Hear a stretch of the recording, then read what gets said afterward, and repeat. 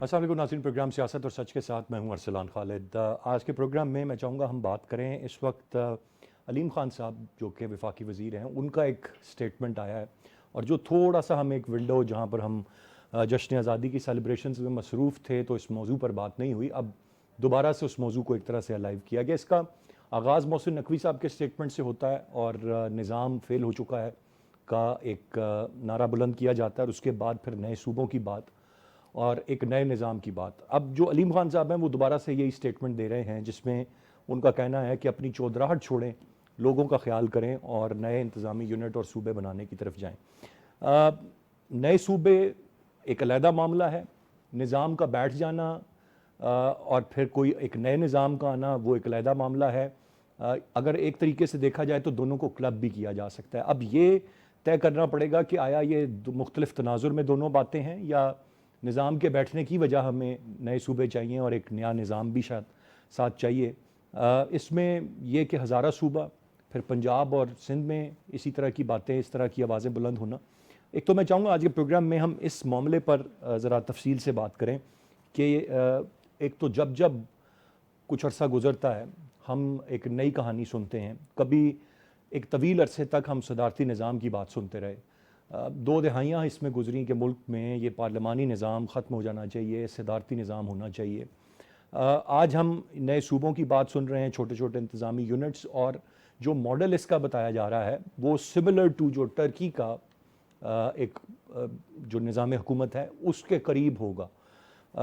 ये भी एक अंदाज़ा है, नोबडी नोज़, ज़ाहिर चीज़ें फ़ाइनल नहीं हुई, कोई नहीं जानता इस पर कितना काम हो चुका है, कितना काम होना है या अब काम का आगाज़ होगा। फिर इसके साथ साथ सिस्टम के फेलियर के हवाले से जब भी बात होती है, एक नए निज़ाम, कभी नए एक्सपेरिमेंट्स और फिर उन एक्सपेरिमेंट्स पे रिग्रेट और फिर बैक टू स्क्वायर वन, हम फिर वहीं से काम शुरू कर देते। 79th इंडिपेंडेंस डे जहाँ अपना हम मना रहे हैं, कल मनाया है हमने और अब 80th साल होगा ये वाला। तो इसमें अभी तक हम ये फिगर आउट नहीं कर पाए हैं कि what do we exactly want, हमें हतमी तौर पर चाहिए क्या है। इसी की खोज लगाने की, इस पर बात करने की आज के प्रोग्राम में हम कोशिश करेंगे। शराज असनाद साहब सीनियर सहाफ़ी और तज्ज़ियाकार हैं, हमें प्रोग्राम में ज्वाइन किया है, वेलकम कहूँगा। असद खरल साहब भी सीनियर सहाफ़ी और तज्ज़ियाकार हैं, हमारे साथ प्रोग्राम में मौजूद हैं, और जावेद बलोच साहब senior journalist and analyst programme में हमें ज्वाइन करेंगे। शराज साहब, गुफ्तगू का आगाज़ आपसे करते हुए, ये अभी there is a lot of confusion, but how do you see this? ये अभी सिर्फ ये नारा बुलंद हुआ है, इस पे काम होगा, इस पे कहीं काम हो चुका है, इसकी इम्प्लीमेंटेशन का वक्त है, किस डायरेक्शन में हम बढ़ रहे हैं? कुछ थोड़ा सा आइडिया आप अपने जर्नलिस्टिक एक्सपीरियंस की बुनियाद पर किस तरह से चीज़ों को देख रहे हैं?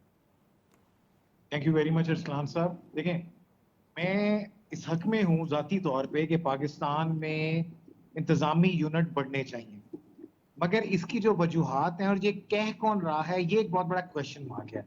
क्या ये सारा प्रोसेस डेमोक्रेटिक वे में आगे बढ़ाया जा रहा है या अगेन डिक्टेटरशिप वे में आगे बढ़ाया जा रहा है?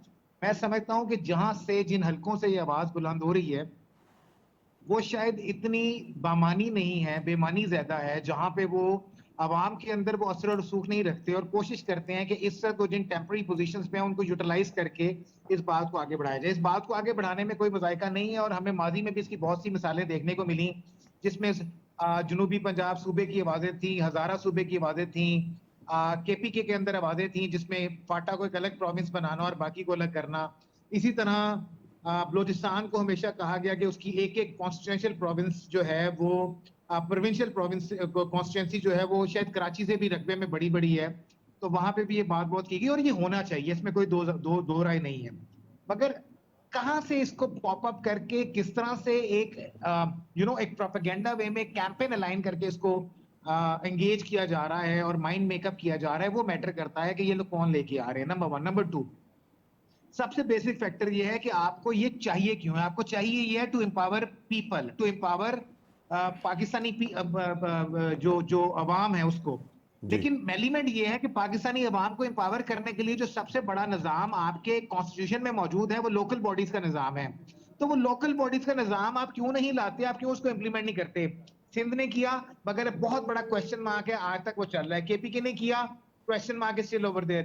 बलोचिस्तान में उसकी क्या सूरत हाल है, इस्लामाबाद में क्या सूरत हाल है, और पाकिस्तान का आबादी के लिहाज से सबसे बड़ा सूबा, ऑलमोस्ट आधा पाकिस्तान उस सूबे में रहता है, पंजाब। वहां पे ना पीटीआई गवर्नमेंट कर सकी, ना पीएमएलएन गवर्नमेंट कर सकी, ना पीडीएम गवर्नमेंट कर सकी। आज तक आपने जानबूझ के मुख्तलिफ जगहों पे लोगों को बल्दियाती इलेक्शन ना करा के उनके बेसिक हक से महरूम रखा हुआ है। आप आज बल्दियाती इलेक्शन कराएं, लोगों की दहलीज पे उनके बल्दियाती नुमाइंदे उनको इंसाफ फराहम करेंगे, सपोर्ट फराहम करेंगे एंड कमिंग बैक आपको वहां से एक मेन लोकल लीडरशिप मिलेगी। मुशर्रफ दौर में जब इस निजाम को चेंज करके 13 या 17 लोगों का सेटअप लाया गया था, तो यूथ काउंसिलर निकले थे, विमेन एम्पावरमेंट आई थी, वो देहातों में किसान काउंसिलर निकले थे, शहरों में लेबर काउंसिलर निकले थे। You came out with a number of leadership of the people over there. एक पूरे का पूरा बॉडी बैठती थी, ना कि 1% और वो चलाता था। ऑल्दो उसके ऊपर भी क्वेश्चन मार्क थे, मगर at least it was empowering more people. और जो फंडिंग दी गई थी, कराची और लाहौर, ये दो बड़े शहरों की जो मेजर डेवलपमेंट आप आज उठा के देखें, वो उस मुशर्रफ दौर में शुरू हुई थी जब लोकल बॉडीज को एम्पावर किया गया था। और आप इमेजिन करेंगे एक लोकल बॉडी, एक डिस्ट्रिक्ट नाजम जो है, वो उस वक्त के डीपीओ डीसीओ की एसीआर लिखता था कि आया वो इस काबिल है। तो हकीकी मानों में कई तरह से उसको एम्पावर किया गया था।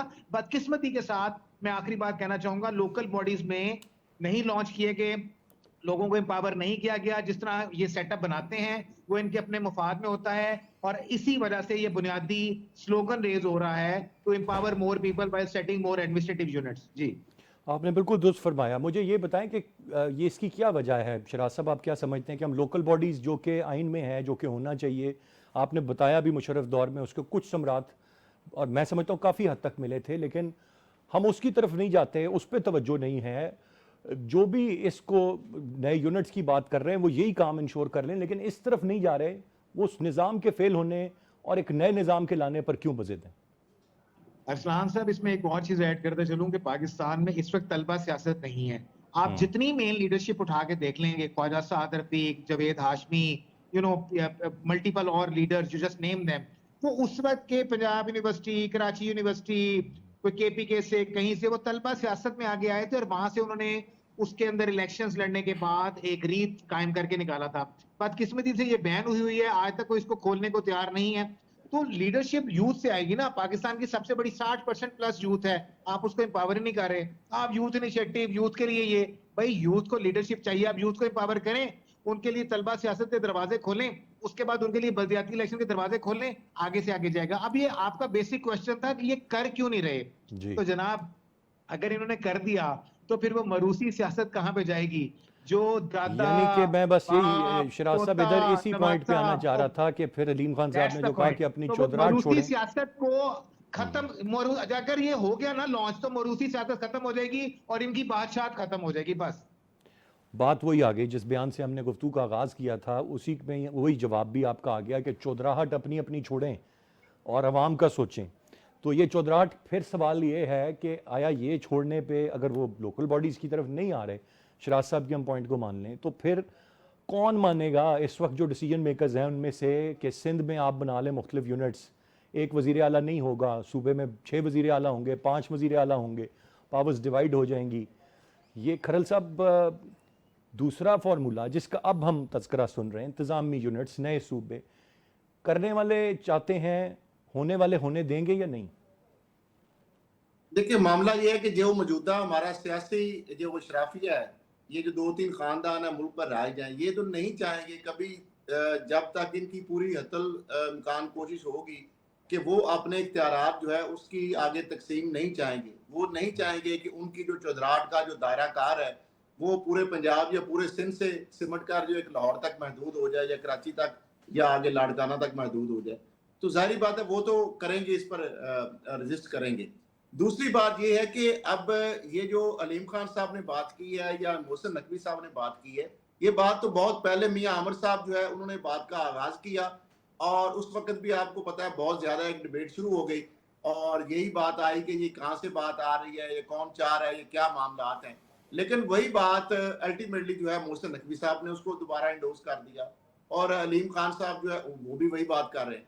तो मामला फिर अभी जो शराज साहब बात कर रहे थे, मामला ये है कि अगर हम इख्तियारात की निचली सतह पर जेन्युइनली वाकई अगर तकसीम चाहते हैं तो उसके लिए तो हमारे पास मौजूद है लोकल गवर्नमेंट सिस्टम जो हमारा मौजूद है पूरा एक सिस्टम, और उसके तहत जो जिला है वहाँ पे आपकी डिस्ट्रिक्ट गवर्नमेंट्स होंगी और वो उनको पूरा इख्तियार होगा वहाँ पे डेवलपमेंट्स का, उसके अलावा वहाँ पे उनको जो एजुकेशन, हेल्थ और वो रोड इंफ्रास्ट्रक्चर या जो बुनियादी जो सहूलतें हैं उनके हवाले से।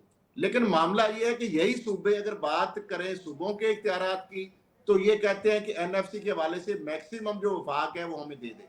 लेकिन यही सूबे जो है आगे जिलों तक या मकामी हुकूमतों तक ना तो वो इख्तियारात मुंतकिल करने के लिए तैयार है और ना ही उनके जो जितना फंड बनता है उस आबादी के लिहाज से, रिसोर्सेज के हवाले से या उस रकबे के हवाले से उस जिले का डिस्ट्रिक्ट गवर्नमेंट तक वो देने के लिए तैयार है। तो ये वो तो इसके अंदर तो बड़े अरसे से हम देख रहे हैं, अगर निज़ाम आता भी है तो वो भी आगे चलता नहीं है। और ये अब जो जहां तक मामला है कि इंतजामी यूनिट या नए सूबों की क्याम का, तो देखें सूबे अगर नए बनेंगे तो यकीनी तौर पर उसमें बहुत सारी नई लीडरशिप भी आएगी और फिर ये जो एक कार्टल बने हुए हैं, जो पॉलिटिकल जो 2-3 जो खानदान है, ये पूरे पूरे सूबे को जो टेक ओवर करके बैठे हुए हैं, तो इनको तो जाहिर बात है इनका तो फिर वो इख्तियारात तकसीम होंगे और नई क़यादत भी आ जाएगी और ये छोटी-छोटी एक पॉकेट्स बन जाएंगी और फिर ये ब्लैकमेल मैं खरल करने का साहब बिल्कुल जो देखें हम ये और बाप ने भी तस्करा किया, हम कर देते हैं, हम इन ख़ानदानों का बार बार तस्करा करते हैं।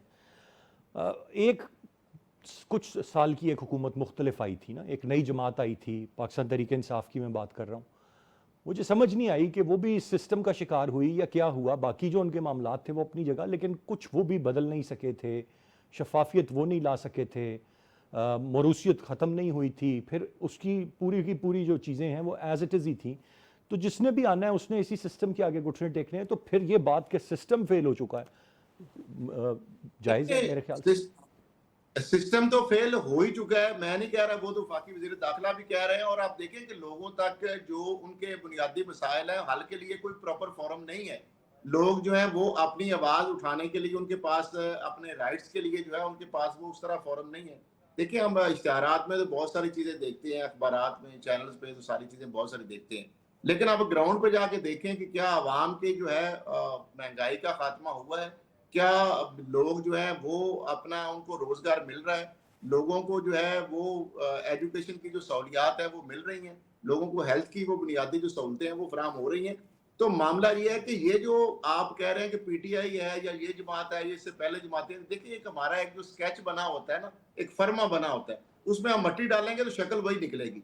तो मामला ये एक तो ये है कि सिस्टम जिस तरह का हमने बनाया हुआ, ये बेसिकली सिस्टम को हमने नहीं बनाया, ये तो ऑलमोस्ट इसके सिस्टम के अंदर बहुत सारी वही चीजें हैं जो अंग्रेज जो है उसने वो चीजें लाई थी। आज हमारे पुलिस का सीआरपीसी, पीपीसी, बहुत सारे हमारे एक्ट जो हैं, वो बहुत सारे हमारे जो महकमा माल के जो कवानीन है जो वो बिल्कुल पुराने उसी तरीके से बने हुए हैं। उसी तरीके से एक डिस्ट्रिक्ट मजिस्ट्रेट और डिप्टी कमिश्नर जो होता है वो जिले का जो हाकम और वो सारा मामलात है सारे उसके गिर्द चीजें घूमती हैं और इस तरीके से सूबा जो है वो चीफ मिनिस्टर जो है उसके रहमो करम पर होता है, जो उसका दिल चाहे वो कर लेता है।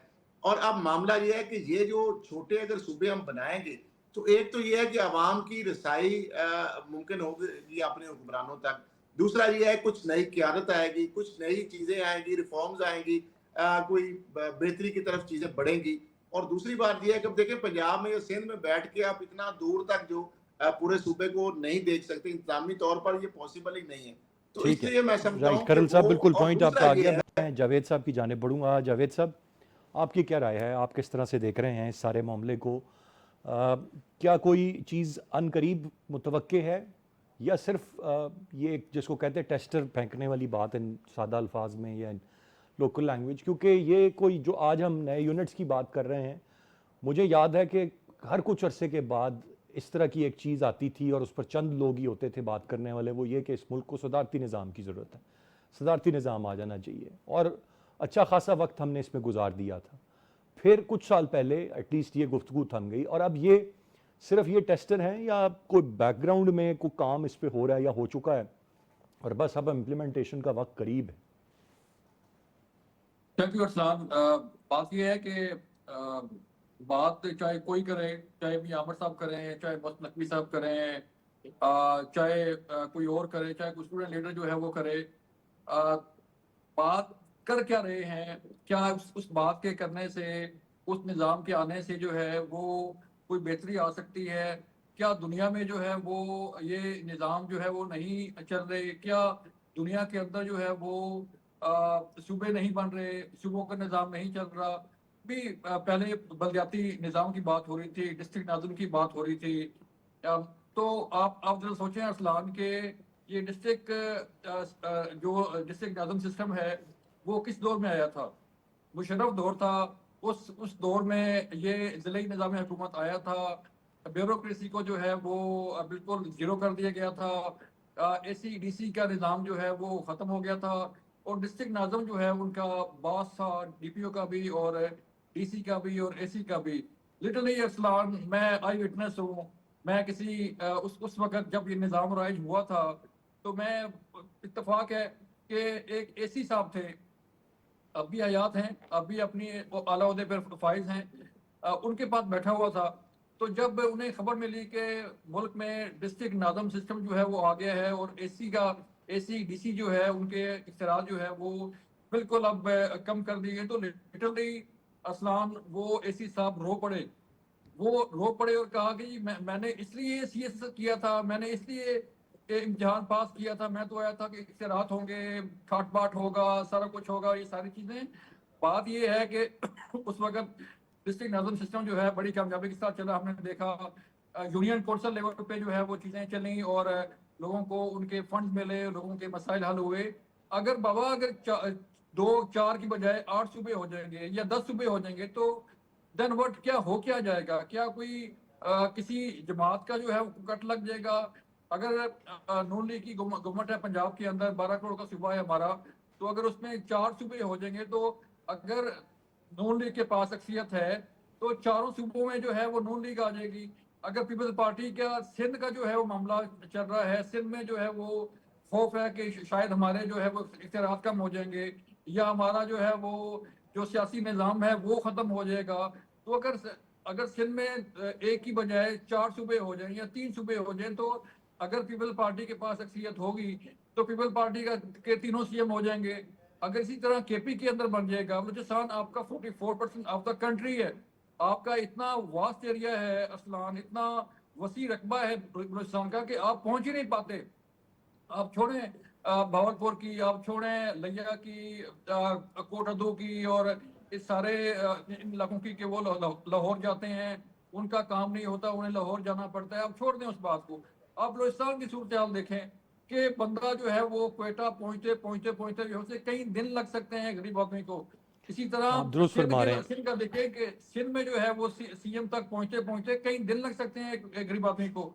तो भाई वही वही लोग सर। होंगे ये गरीब आदमी भी बहुत अगर तगड़ा होगा तो कई दिनों में CM तक पहुंचेगा। पहुंचेगा वैसे ना, गरीब आदमी इसी पहुंचेगा ही नहीं CM तक, पहुंचेगा ही नहीं सर। पहुंच ही नहीं तो पाएगा। वही वही वो बात है ना अरसलान उसके के। साथ तो ये ACDC के दफातर और बाकी जगहों पर और छोटे मोटे इंतज़ामिया के दफातर में जो सलूक होता है वहाँ ही बड़ा मुश्किल है। तो ये तो खैर हम बिल्कुल बहुत ठीक है आगे की आपकी बात। बात, बिल्कुल ठीक है बात। मैं आपकी बात को इंडोर्स करता हूँ सर कि अगर अगर चार चार CM हो जाएंगे पंजाब में या सिंध में, तो वही पाकिस्तानी होंगे ना, पाकिस्तान के सियासी निज़ाम से ही ऊपर आएंगे, कोई बाहर से तो नहीं आएगा कोई। तो इसलिए थोड़ा सा दिल खुला करना चाहिए सियासी जमातों को आगे बढ़ना चाहिए। मियाँ भट्ट साहब ने लीड लिया, डिबेट हुई, मैं कहीं उस सेशन में गया भी सही, मुख्तलिफ यूनिवर्सिटीज में मैंने बात सुनी भी सही। वहां पे लोग चाहते हैं, आपका जो यूथ है वो चाहता है कि पावर जो है वो नीचे तक आए, उन तक पहुंचे। यही यूथ फिर जो है वो आगे बढ़ेगी इन यूनिवर्सिटियों से। मोहसिन नकवी साहब ने बात कर दी, तो इसमें जो है वो बात ये देखनी चाहिए कि बात हो क्या रही है, क्या इससे कोई फायदा हो सकता है मुल्क को, क्या इससे कोई पब्लिक को फायदा हो सकता है, क्या हमारे निज़ाम पे कोई बोझ कम हो सकता है। अब पीछे, अब थोड़ा सा 2 महीने पहले की बात है, जब बजट आ रहा था तो डिबेट शुरू हो गई है कि 28वीं तरमीम आ रही है, 28वीं तरमीम आ रही है। उस 28वीं तरमीम में तरमीम क्या होनी थी, उसमें जो बेनजीर इनकम सपोर्ट प्रोग्राम के पैसे थे वो वफाक ये चाह रहा था कि वो सूबे राइट अगर खुद जावेद बलोच खुद साहब, खुद दे दें। आपका पॉइंट सर मुझ तक पहुंच गया। मैं ज़रा शराज साहब की जानिब जाऊंगा। शराज साहब, ऐसे मामलात के लिए तरीक़ाकार क्या होना चाहिए यूजुअली? इस मुल्क को सियासतदानों ने 1973 का आइन दिया है और जितने हमारे सीनियर्स हैं आज भी वो मानते हैं कि वो एक बेहतरीन मुकम्मल आइन है। उसकी बुनियादी रूह पर अगर अमल किया जाए तो उसमें आपके तमाम मैटर्स का हल जो है और तरक्की का रास्ता छुपा हुआ है। लेकिन हम उस पर पूरी तरह से अमल दरामद ही नहीं करते। और उस आइन को मेरे ख्याल से बेशतर लोग पढ़ते ही नहीं कि वो शुरू कहाँ से होता है। उसकी आगाज़ में जो शिकें हैं वो सिर्फ़ और सिर्फ पाकिस्तान के शहरियों से रिलेटेड हैं, उनको बुनियादी हकूक़ पहुँचाने से मुतल्लिक हैं। तो वो जो 2, 3, 4, 5, 6, 7, 8 पहली शिकें, वहीं तक ही नहीं हम जा पाते, आगे तो छोड़ दें किसी ने क्या पढ़ना है और उसको समझना है। इस वक्त क्या हमारी पॉलिटिक्स जो है शराज साहब, वो इतनी मेच्योर हो गई है कि ग्रैंड डायलॉग हो, सारों को इसमें बिठाया जाए, सारों को बुलाया जाए, सियासतदान और सियासी जमातें खुद ये तय करें कि हम गैर मकबूल होते जा रहे हैं, हम डिलीवर नहीं कर पा रहे हैं, हमने डिलीवर करना है, तो हमें क्या नया तरीक़ाकार अपनाना है पाकिस्तान की आवाम की बेहतरी का। Are we mature enough? सवाल ये है। हमारे पॉलिटिशियंस की मैं बात कर रहा हूँ, हमारी पॉलिटिक्स की बात करूँ। I guess I'm sorry while saying this. I don't think so. The politicians are mature enough right now. अगर मेच्योर इनफ होते तो फिर तनकीद की बजाय तनकीद बराए इस्लाह पे जाते। मैं मतलब आप ये देखें ना कि आपकी जीएसपी प्लस की रिपोर्ट क्या कह रही है, यूरोपीय यूनियन क्या कह रही है, अमेरिकन सेनेट के अंदर से क्या बातें आ रही हैं, आपकी ह्यूमन राइट्स ऑर्गेनाइजेशन क्या कह रही है, अमनेस्टी कहाँ पे क्या ला रही है, कर्जों के हवाले से पिछले 6 से 8 साल का डाटा आपको क्या बता रहा है, आपका जो ग्रोइंग इंडेक्स है वो कहाँ पे जा रहा है। So you know these are the facts which you have to realise.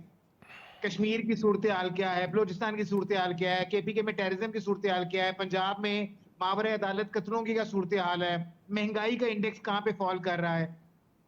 ये जो रोज की जलालत लोग भुगत रहे हैं कि पेट्रोल 1 रुपया बढ़ा दिया और 1 रुपया कम कर दिया, मतलब क्या आप समझते हैं कि ये ऐसे एडमिनिस्ट्रेटिव डिसीजंस हैं जहां पे अवाम को कहीं पे कोई सुकून लेने दें। आपने कॉन्स्टिट्यूशन का जिक्र किया, आइन का बात कही आपने, एक जुमला सिर्फ मुझे याद है, मैं और कोई बात नहीं करूंगा। ताकत का सरचश्मा अवाम है। क्या जी पाकिस्तान जी के जी। सिस्टम में आपको ताकत का सरचश्मा अवाम नजर आ रहे हैं? आई एम सॉरी, मुझे तो नजर नहीं आ रहे।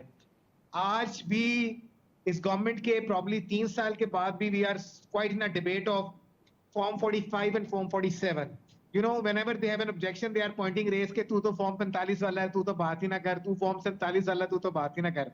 यानी कहीं ना कहीं ट्रू। हमारी पार्लियामेंट में भी ये डिस्कशन हुई which is a ground reality and the people are you know still coming up with those facts के जनाब ये क्या रियलिटीज हैं। तो भाई गुजारिश है कि पाकिस्तान के आइन में ताकत का सरचश्मा अवाम है और उसके बाद अवाम के मुंतखब करदा नुमाइंदे हैं।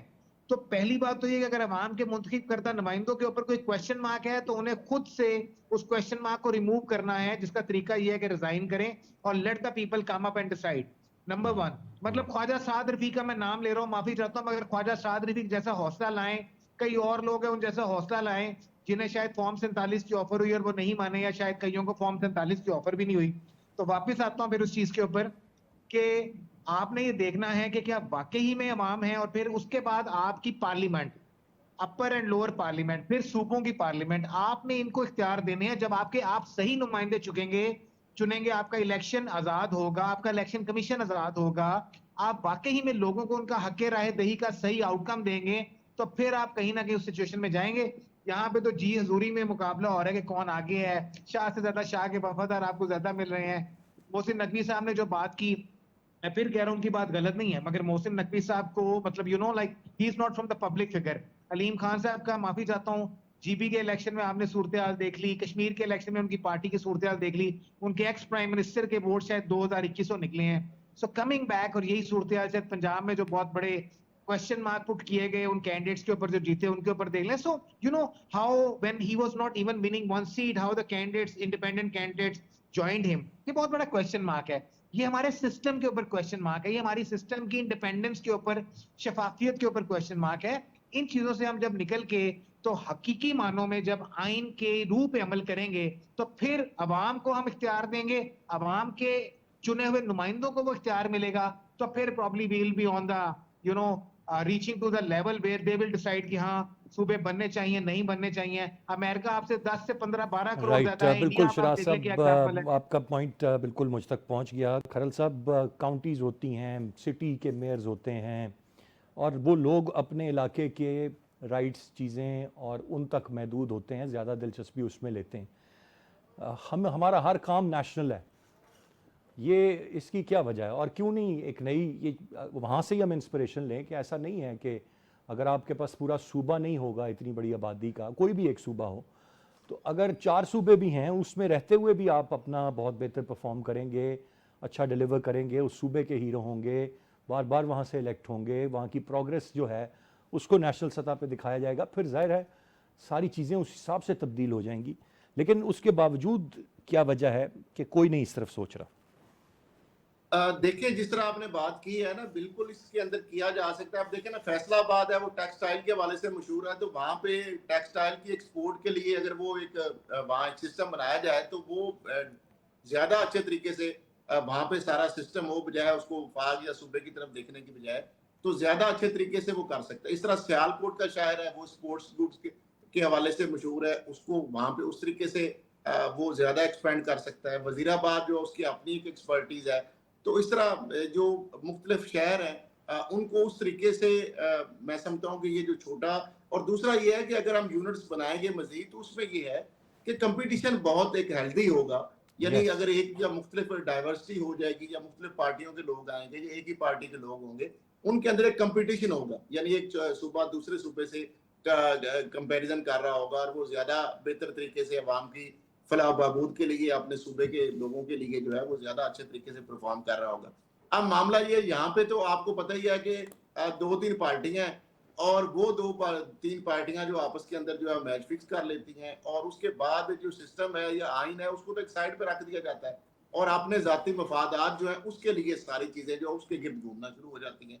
और वो जब करेंगे चीजें आप, तो फिर जाहिर बात है वो तो फिर आगे वो सिस्टम का उसको क्या ब्लेम कर सकते हैं। अब क्या ये जो सिस्टम है इसमें ये कहाँ लिखा है कि आपने एक धांधली के जरिए जो है अवाम के वोट की बजाय आपने कोई टेम्परिंग करके जो है आपने इक़्तिदार में आना है, और जो अगर कोई ज्यादा जिसने सीटें ली हैं उसकी बजाय कम सीटों वाले को आपने जो है इक़्तिदार में बिठा देना है, या जो आप जो किकबैक्स लेते हैं, कमीशन लेते हैं, या जो आप अपने जाती मफादात के लिए करवा परवरी और अपने लोगों को आगे लाते हैं कॉम्पिटेंट लोगों की बजाय, तो ये सारी चीजें जो है इस सिस्टम का इसमें कसूर नहीं है। इसमें तो वो इंडिविजुअल का कसूर है जो आज इक़्तिदार में मौजूद है और अपने आइन की बजाय, अपने मुल्क की बजाय, अपने अवाम की बजाय अपने जाती मफादात और ख्वाहिशात के मुताबिक जो फैसले ले रहे हैं, और यही वजह है कि आज वो सिस्टम जो है कोलैप्स करने की बातें आ रही हैं।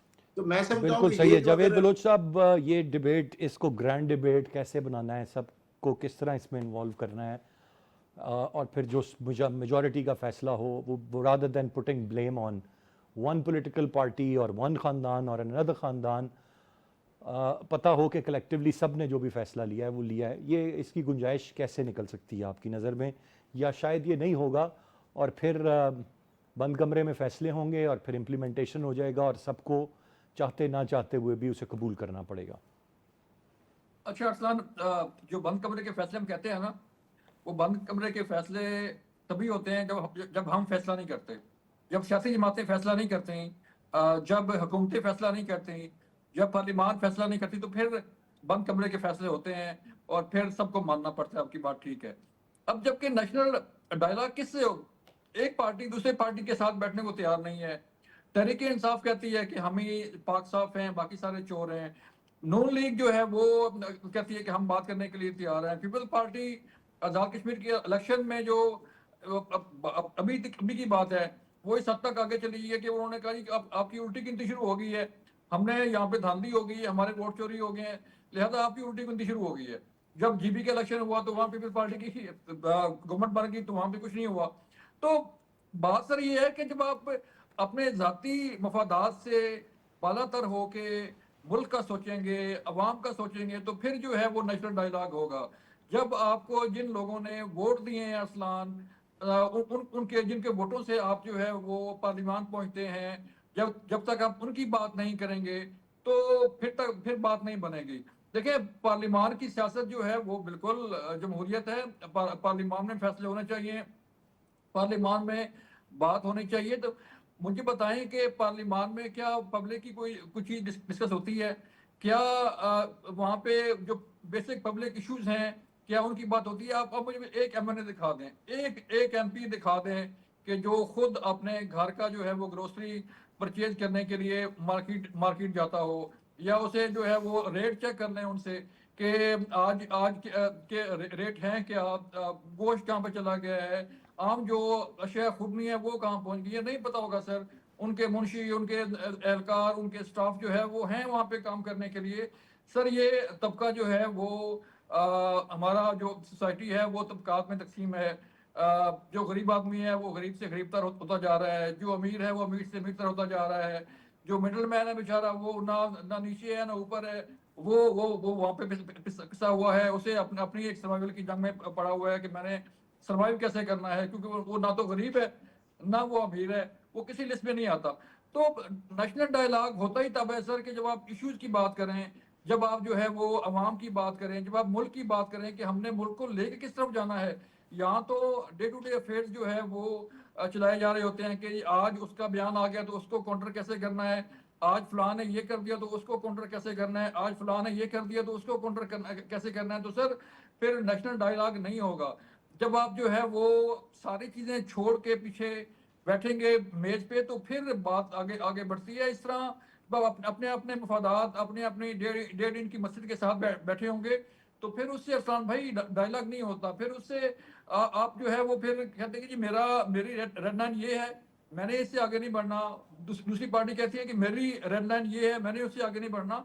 तो फिर बात नहीं बनती। ये फिर पार्लियामान में जो है वो आएंगे, बैठेंगे, स्पीचेस होंगी, बजट पेश होंगे, जो है वो आइन में तरमीम पेश होंगी, तो चीजें बिल्कुल चलती सही जी। रहेंगी। मैं लेकिन आम शख्स का पहिया जो है वो कैसे चलेगा, ये बात ये चीज जरूरी है sir.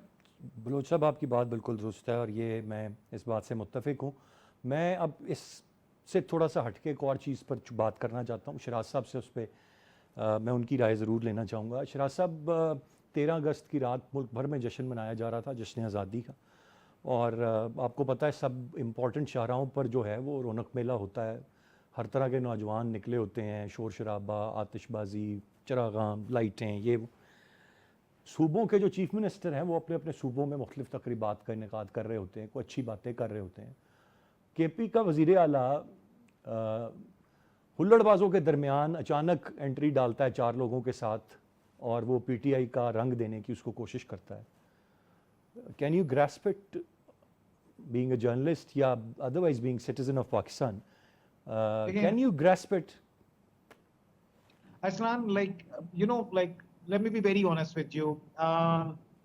This is actually the PTI style, number one. Number two, अगर आप KPK के CM से उस सीट की रिक्वायरमेंट की बात करें कि how this seat is supposed to be act, तो फिर तो ये सब कुछ नहीं करना चाहिए. But when you are actually going through and find it out कि what are the norms, what are the culture, for example, अगर आप बाहर चले जाएं तो बाहर it's like dancing on a floor with your wife on any occasion is quite common. क्या यहाँ पे कोई नहीं CM सर, ऐसा वो कर सकता है? मतलब मैं शायद सवाल अपना सही से नहीं पहुंचा upon. पाया आप तक। मैं अपना सवाल नहीं सही से पहुंचा पाया। बतौर वजीर आला आपकी कुछ जिम्मेदारियां होती हैं, आपको मैं जश्न मनाने से नहीं रोक रहा। वजीर आला की पोजीशन की ये रिक्वायरमेंट है कि you are supposed to be act very sensibly, इसमें कोई दो राय नहीं है। मगर देखिए, I am not defending the CM KPK, this is what his personal act, but coming back, yes I do agree that he is supposed to act sensibly, this is not supposed to be happen, but coming back very precisely, तो फिर CM KPK को उसके leader से भी मिलना चाहिए। CM KPK को allow होना चाहिए उस पोजीशन की जो रिस्पांसिबिलिटी है, मतलब the giving the due respect in the constitution, in the Pakistani parliament, in the other scenarios while meeting with the other CM. देखिए, कहीं ना कहीं पाकिस्तानी जो सिनेरियो है वो भी उसके साथ डंडी मार रहा है, and you can expect anything. So the KPK scenario is different. PTI came up with this norms जहां पे वो अपने वर्कर्स के साथ इस तरह जुबिलेशन या सेलिब्रेशन या एक्टिविटीज में जाते और करते हैं। तो आई गेस के सीएम की पोस्ट के हिसाब से मैं समझता हूँ कि शायद नहीं करना चाहिए, but while considering as a person celebrating jubilation हर बंदे की पर्सनल लाइफ है, तो आई डोंट थिंक सो कि अगर उन्होंने मेरा इस पे पर्सनल लाइफ को सिर्फ वैसे नुक्ता ये था कि खुदारा आप हमारी 13 अगस्त 14 अगस्त जश्न आज़ादी को छोड़ दें, पाकिस्तान के झंडे ये हम बड़े बुजुर्ग जो सियासतदान हैं ना, जस्ट सेटिंग वन थिंग, मिसाल के तौर पे लाहौर में बहुत बड़ा जश्न हुआ, हजारों की तादाद में लोग निकले, and the Punjab CM was actually sharing the pictures of that as well. मगर उसमें मुझे इतराज था कि क्या आज से पहले ऐसा हुआ? भाई इससे ज्यादा होता था, इससे ज्यादा दुनिया निकलती थी, इससे बड़ा होता था। तो अगर आप उसको टिल्ट करें कि this is what I have done and that never happened earlier before this, so which I don't किसी एग्री को विद भी नहीं दैट। करना पहले चाहिए, भी ऐसा होता था, अभी भी ज्यादा ऐसा हुआ। तो किसी यू को भी हैव टू नहीं। अंडरस्टैंड कि how you are tilting those things politically in your 80 साल इन से योर शराज स्टार। साहब, जिनमें से कई साल मैंने, आपने, खरल साहब ने, बलोच साहब ने अपनी बचपन, नौजवानी और जो भी उम्र आप गुजार रहे हैं उसमें इसी तरह से जश्न आज़ादी की सेलिब्रेशंस देखी। खैर ये पुराने मैं जो बात कर रहा था कि आप जश्न आज़ादी की सेलिब्रेशन में सब ने पाकिस्तान के झंडे उठाए हुए हैं, आपको रंग दें। बुज़ुर्ग सियासतदान हमें ये बताया करते थे कि एक ज़माने में मिलियन मार्च का जब ये चक्कर चला पाकिस्तान में, तो तरीक़ाकार ये होता था कि आप जीटी रोड पे 20 मिनट के लिए ट्रैफिक को रोक लें, पीछे गाड़ियों की कतारें लग जाएं और फिर मुख्तलिफ पब्लिक ट्रांसपोर्ट के छतों पे आप पार्टी के झंडे दे दें। उस सामने से देखने वाले को लगता था ये 1 मिलियन नहीं, ये कुछ 2.5 मिलियन लोग आ रहे हैं। Old techniques, it doesn't work any more. तो ये सोचना चाहिए, अफरीदी साहब ने जो 20 लाख कहा है ना वो लेके आए। मैं 10 लाख भी हो गए तो जो शराज साहब कहेंगे वो मैं तस्लीम करूंगा। तीनों रिस्पेक्टेबल गेस्ट का बहुत शुक्रिया। आज के प्रोग्राम से इतनी। अरसान खालिद को इजाज़त दीजिए। अल्लाह ने